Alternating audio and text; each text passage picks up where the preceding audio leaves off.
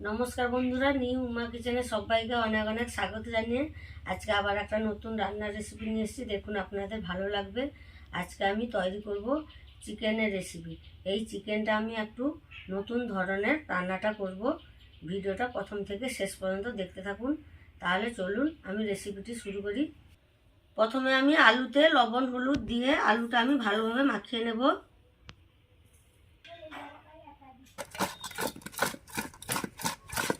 আলুতে লবণ হলুদ মাখিয়ে নিয়েছি। এবার এটা একটু সাইডে রেখে দেব। এখানে দেখুন, আমি চিকেনটা ভালোভাবে ধুয়ে পরিষ্কার করে নিয়েছি। এবার চিকেনে আমি এক এক করে মশলা মাখিয়ে নেব। প্রথমে দেব লবণ, হলুদ গুঁড়ো দেব। এবার দেব গোলমরিচ গুঁড়ো, জিরে গুঁড়ো দেব, ধনে গুঁড়ো দেব। এবার দেব লঙ্কার গুঁড়ো। এবার দেব টক দই। এবার দেব সর্ষের তেল। সব মশলাগুলো আমি চিকেনে ভালোভাবে মাখিয়ে নেব।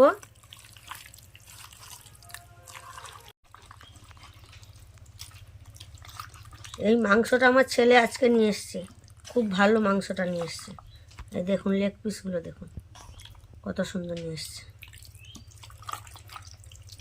চিকেনে আমি ভালোভাবে মশলাগুলো মাখিয়ে নিয়েছি। এবার আমি এটা আধ ঘন্টার জন্য সাইডে রেখে দেব। উনান জ্বালিয়ে নিয়েছি, উনানে একটা কড়াই বসিয়ে দিয়েছি। এবার কড়াইতে এই গোটা মশলাগুলো আমি ভেজে নেব। এখানে আছে গোটা ধনে আর আছে গোটা গরম মশলা। দেখুন, আমি মশলাগুলো একটু লাল করে ভেজে নিয়েছি। এবার আমি নামিয়ে নেব।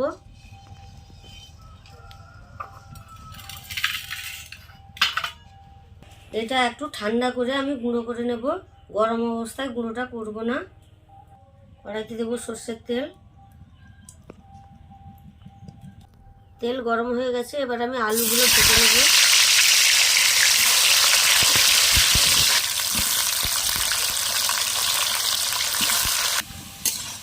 আলুগুলো লাল করে ভেজে নিয়েছি। এবার আমি তুলে নেব।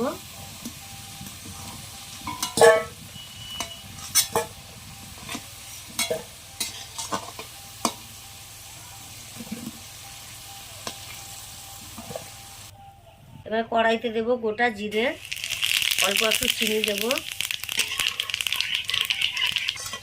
চিনি গলে গেছে। এবার আমি দিয়ে দেবো পেঁয়াজ কুচনো।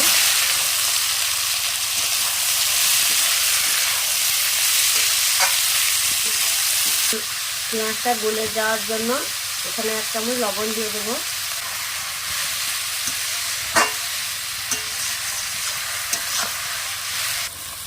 পেঁয়াজ ভাজা হয়ে গেছে। এবার দিয়ে দেব রসুন বাটা। রসুনটাও আমি ভালোভাবে ভেজে নেব। পেঁয়াজ রসুন আমি ভালোভাবে ভেজে নিয়েছি। এবার দিয়ে দেবো আদা বাটা। আদা বাটাও আমি ভালোভাবে ভেজে নেব। আদার যতক্ষণ কাঁচা গন্ধটা না যাচ্ছে ততক্ষণ আমি ভাজতে থাকবো। পেঁয়াজ আদা রসুন আমি ভালোভাবে ভেজে নিয়েছি। আদার যে কাঁচা গন্ধটা ছিল সেটাও চলে গেছে। এবার আমি দিয়ে দেব মশলা মাখানো চিকেন।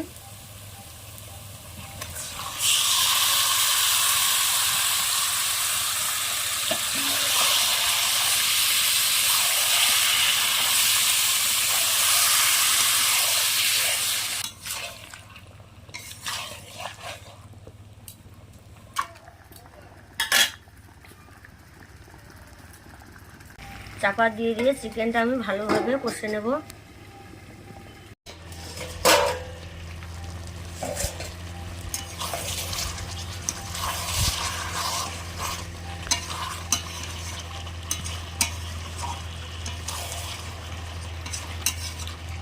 ওপর থেকে দুটো টমেটো চেরা দিয়ে দেব। আবার চাপা লাগিয়ে দেবো।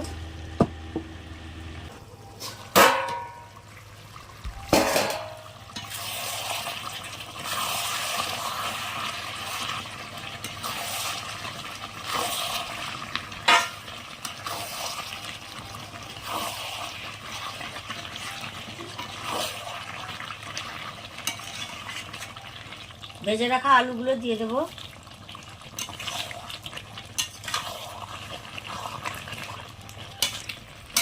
চিকেনটা ভালোভাবে কষে নিয়েছি। এবার গরম জলটা দিয়ে দেব। জলটা আমি আগে থেকে গরম করে রেখেছিলাম।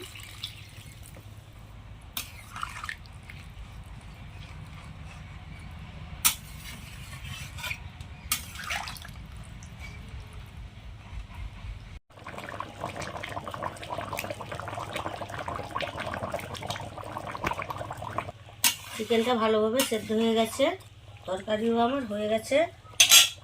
এবার উপর থেকে ভাজা মশলাটা দিয়ে দেবো।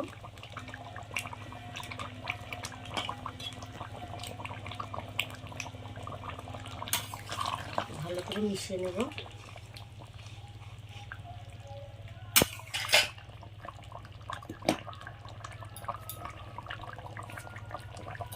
এবার আমি নামিয়ে নেব।